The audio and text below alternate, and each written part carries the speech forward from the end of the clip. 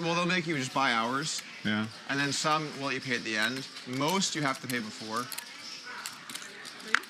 What if you pay for 7? You get 7 hours on your account. Oh, just like carry it. Yeah.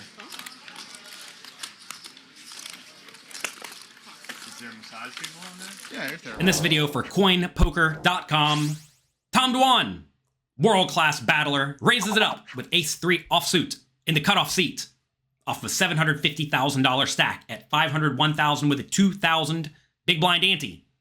Tom, you gotta stop raising so wide. Period. Doug Polk realizes Tom Dwan is playing too wide. He calls the button with a Jack-10 offsuit, which is perfectly fine and reasonable. And then Peter defends the big blind with ace-8 offsuit. Let's go to the flop. Do you take part of that? We're getting deep into the business. This guy wants to know some numbers. Going to the next strip mall, or I'm opening one in Marcos or whatever it's called. Oh, you're doing some competitive research? Yeah. I want to see what price I have to cut it to take your room from. Oh, these $1 million games are tough. Flop comes ace, queen, 8, 2 diamonds. Peter, out of position in the big blind with ace-8 for top and bottom pair, opts to check. You may say, why check? He has the best hand that's vulnerable to being outdrawn. Well, he's out of position. And this board should be really good for both the initial raiser and the caller. Tom Dwan recognizes top pair no kicker is marginal on this flop because it should nail Doug Polk's calling range. He opts to check too. Doug Polk with the double gut shot straight draw goes for a 5,000 bet into the 11,500 pot, which is also very reasonable with this medium strength draw. Let's see how two pair proceeds now. I don't want to interrupt the conversation, but we got an interesting hand here. Peter with the dead man's hand, aces and I'm eights. Curious, I'm not. Doug Polk actually with a double gutter. No diamond in his hand and his 2 diamond board. Tom Dwan also has an ace. Are you in the hand? I'm in the hand, yeah.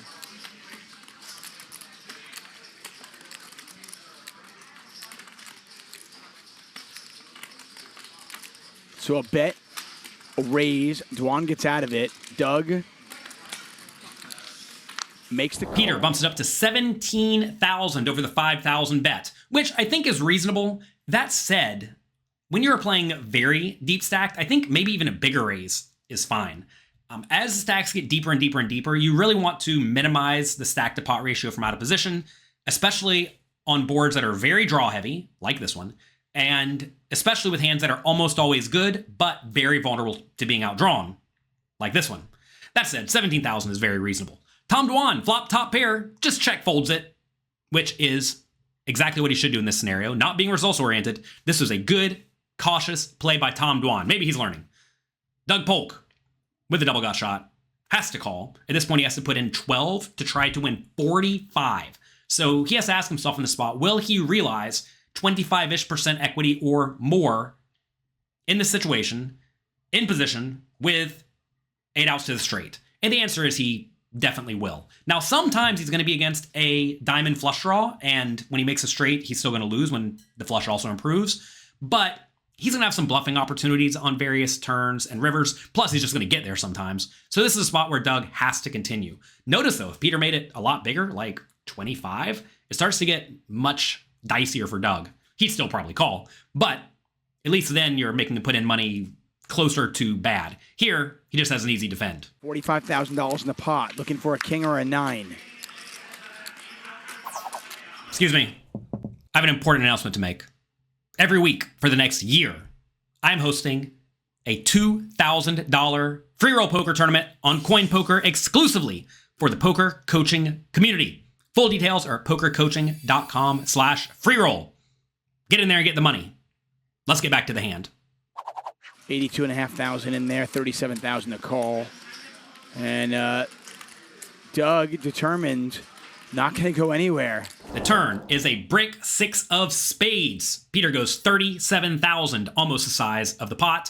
This is a spot where I definitely think he could again go much larger. When he check raises the flop, and the turn is a blank that does not improve the straights or flushes, this is usually a very good spot to bet huge with a strong range of made hands that are almost always good but vulnerable, like ace-8, maybe ace-queen if you have it. Queen-8's probably good enough, a set of 8s, stuff like that. Plus some draws, some high equity draws like good flush draws, and then some low equity draws, perhaps double gut shot straight draws, stuff like that. And in this scenario, I think an overbet of something like 1.5x pot or perhaps even bigger could be ideal, given, again, they are playing so incredibly deep stacked. That said, he goes 37K. Doug, in position, again, decides to call. You may say, why is Doug calling? Well, he has to put in 37 to try to win a total of 120, which means he now needs to realize about 33% equity. Obviously, you're not going to get there 33% of the time with a double gut shot straight draw. But this is a spot where when Doug does improve to the straight, when it's the nuts, he knows he's going to probably win some more money, right? Because Peter either has a good made hand that's probably not going to check fold, or some sort of draw that's going to feel inclined to bluff. Also, Doug may be able to bluff on the river some portion of the time and pick up this pot. So this is a spot where even though he's not getting the correct immediate pot odds to call, he has huge implied odds plus bluffing potential.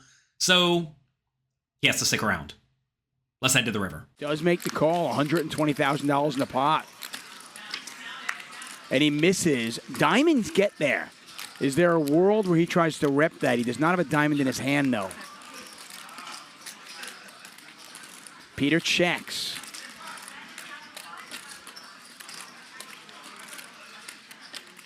The river is the disastrous 7 of diamonds for ace-8. It's still the best hand, but the board just got a whole lot worse. So Peter checks the ace-8.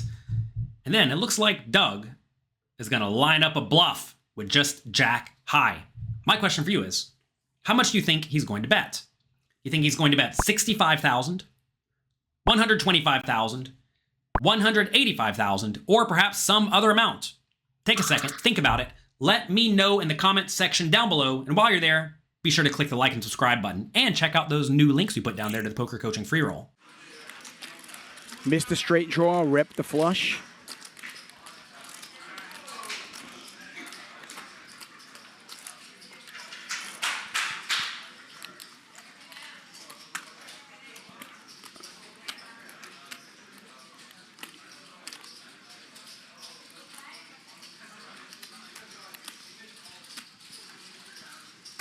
And he does. And he's going to go over pot. 185,000 into 120. Peter put to the test with 2 pair. As expected, Doug Polk goes for the classic Doug Polk overbet, 1.5x pot, $185,000. You may say, isn't this insane? Because Peter either has a good made hand or a draw, and a lot of the draws got there. And it may feel insane. However, you have to consider Doug's likely range. In the spot, he bet the flop, called a raise, so he has something. On the turn, he called a chunky turn bet, so he has something. So what are the made hands Doug probably has? Maybe ace-jack, maybe ace-10, maybe ace-9, but those aren't going to blast the river. If he has 3 of a kind, that's probably good enough to blast the river. But even a hand like ace-6, if you happen to have it, may not be good enough to overbet the river in the spot. So when Doug bets the river big, he's saying, I have a draw that just got there. So the question becomes, is it reasonable for him to have a draw that just got there? Well, diamonds make a whole lot of sense, right? Also, 10-9 makes some sense, especially if it's a hand like 10-9 of hearts that decided to bet the flop and then call the raise with a gut shot and backdoor flush draw that then has to continue on the turn. So some of the straight draws got there and all the flush draws got there. So when that's the case, you want to consider what your range looks like and take busted draws and add as many of them to your range as you possibly can. And in spots like this, when you have a lot of draws that come in and make the nuts, you can take a lot of your busted draws and bluff them in the same manner. Now, exploitatively, maybe he wants to go one size for value, one size as a bluff. I don't think you want to do that, especially in stream games against players who are good. I think you'd much rather just have one chunky bet size with that range and not try to maximally exploit your opponent. But say, for example, you think your opponent's going to fold 2 pair to a 1.5x pot bet, but they're always going to call a pot size bet. Well, then bet pot with the nuts and bet 1.5x with bluffs. But if you don't know anything about your opponent or you don't know how they're going to play in these scenarios, then I recommend picking one size. And that does seem like perhaps what Doug is doing in this spot. He goes huge. Let's see if Peter can find the call with 2 pair when lots of draws got there.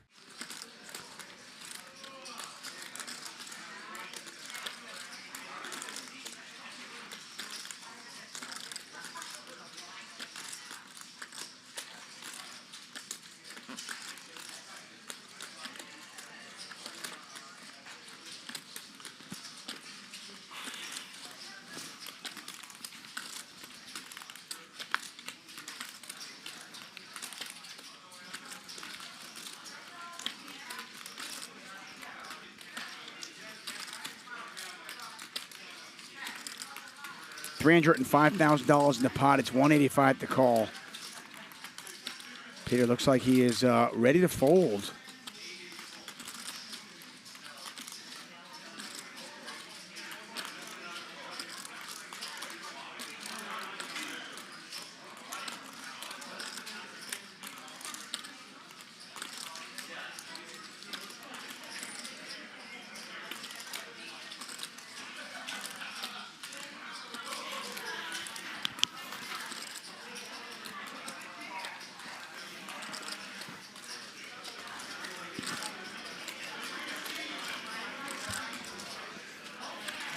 And he does let it go.